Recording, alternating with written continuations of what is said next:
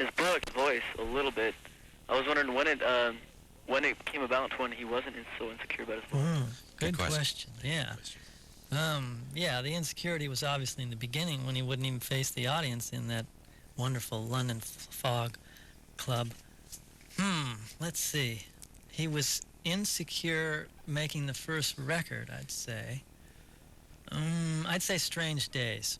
We all kind of came into our own with Strange Days. Moog synthesizer was just invented, and we were fooling around with it and really had fun making that record. All right, let's go to our next caller. Hi, you're on the air at KLSX. Do you have a question for John Densmore? Hello. Hello, you're on the air. Oh, hi, finally. Hi, this is Wendy calling from Long Beach. Listen, Wendy, if you're going to bring an attitude, this call ain't going to last long, okay? Okay. All right, go ahead. I wanted to tell John that I read his book over a year ago, probably when it first came out, and it was a very emotional experience for me to go through it. And I was just wondering if were there a lot of painful memories for him, or if there were any, and or did this help get rid of some of it? Yeah, the book was a cathartic experience for me, certainly. I still miss Jim, as I said, but I can also tangibly hold these 300 pages of my life in my hand and throw it over my head and say, on to the 90s. Right.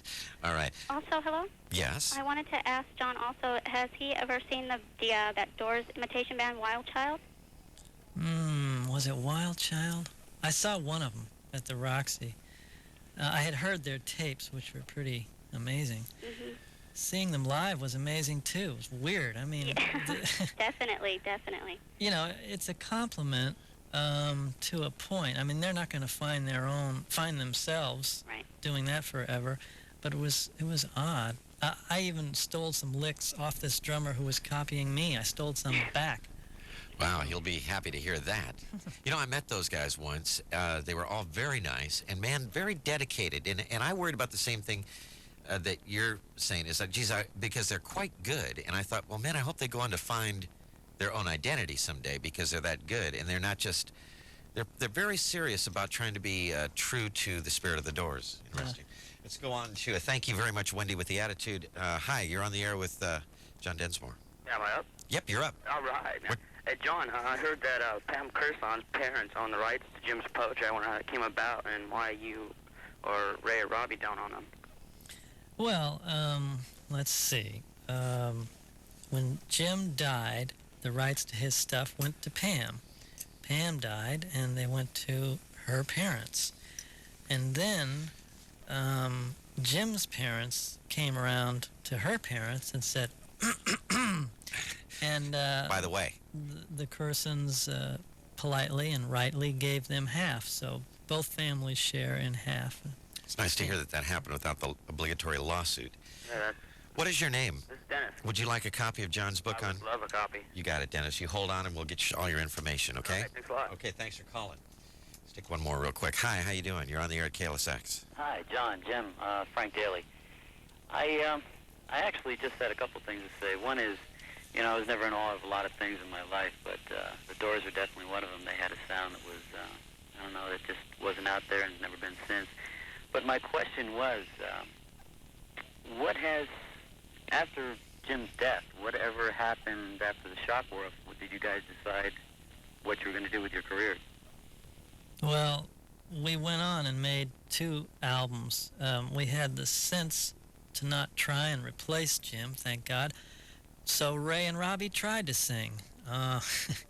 And after that, we realized, we had, a record deal for many more albums, and we just said, forget it, what are we doing without our focal point? Thank you very much for the call.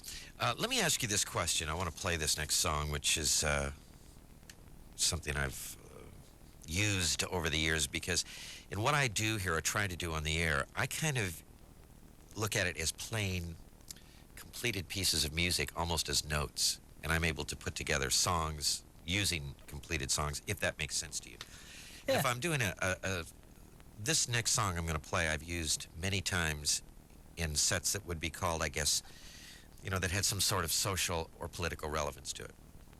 The Doors never were what you would call a political band, a protest band, or any of that, yet their music was probably more revolutionary in spirit and sound than most anything that was happening in that revolutionary time. Can you kind of describe that middle ground? And the song that I'm talking about is Not to Touch the Earth. We already did 5 to 1, which is probably the premier example. It's difficult to pin that down because when Jim wrote Unknown Soldier, you know, this was our first overtly political song, although we didn't say the Vietnam War, and I was proud of him for doing it.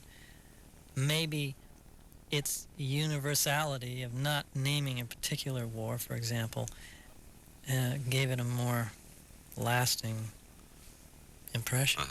What about the song Not to Touch the Earth? Dead president's corpse in the driver's car and all that. Engine runs on glue and tar, going to the east, not very far to meet the Tsar, something like that. Oh, that's just more Jim's angry stream of consciousness, you know, wanting things right. And there it is. It's hard for me to answer why we're so supposedly vibrant politically. Oh, wait a minute, I've got it.